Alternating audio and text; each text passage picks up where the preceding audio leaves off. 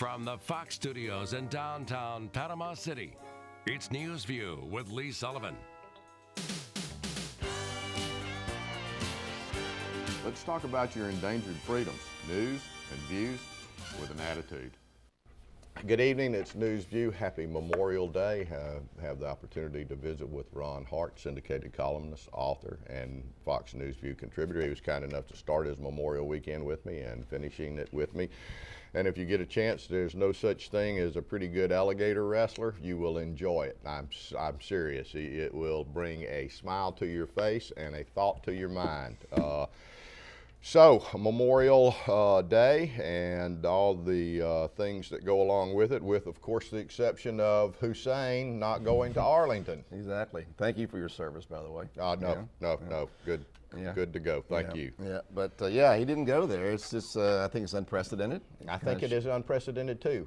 My president would be at Arlington. Right. Therefore, I have no president. Well, there's a contempt for the military among the liberal establishment. The bureaucrats in Washington that are there now do not like the military. They're a necessary evil, but they're not their type of government. If it was up to them, it'd be all social services. It would be all welfare, right. And that's the way they'd want it. But that's it is what it is.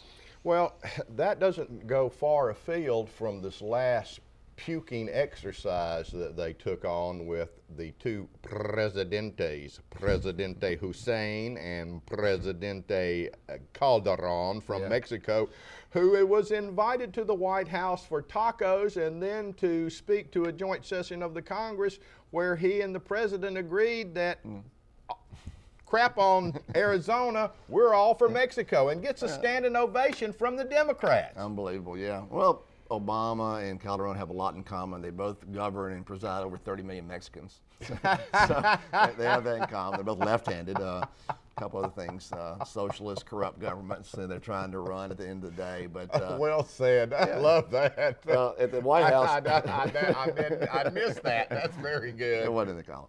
But basically, basically in honor of the Arizona situation at the White House, they left the border, the gate at the White House unguarded, so everybody can come in at any time they want to. As an American, look, I'm about free speech. I traffic in free speech, as do you. But when this little Ahmadinejad from Iran comes over, a little midget, and tells us what to do, or if this Mexican president comes over, especially given the hypocrisy, because their immigration laws are much more severe, draconian than ours. Right. I mean, you go over there, you got to show a lot of paperwork. Show your and papers. they'll. But you know what one guy says? One guy says they want to arrest you, they'll just beat the crap out of you and steal everything you got and let you go. That's the way they do it. Now, I'm afraid that's the trajectory we're on right now with Obama. I mean, think about the way he uses his government, the Chicago thuggery government. He uses government as a blunt instrument oftentimes against his opponents. If he doesn't like you, he's coming after you. And that's what they do in Mexico. I mean, it's not about really the morality or the law when they arrest you down there. They're shaking you down. If they think you got money, they'll shake you down, or they'll use the legal system by the president to go after his enemies. And that's kind of what we're going on toward right now in America, unfortunately. I mean, but Ron, surely it has to offend an American, I mean, a real American. True. When the damn president of another country, Mexico, considering all the issues, right. and both he and the president demean one of the United States, one of the states in the United States of America, right. and gets a standing ovation. I agree. I mean, I'm a big fan of Arizona. Goldwater was one of my idols. Right. He was probably the first libertarian acting senator. I bet they jog with guns too. Exactly. So damn Goldwater probably did. He was quite a guy. But Arizona, they did what the United States was unable to do. They took it in their own hands, something they wanted to do. They had to protect their borders. They're getting I think 70% of the police that were killed down there were killed by illegal aliens. Right. I mean, this is getting out of control. It's very costly, and they said they'd had enough. And it's still very popular. The Governor Brewer.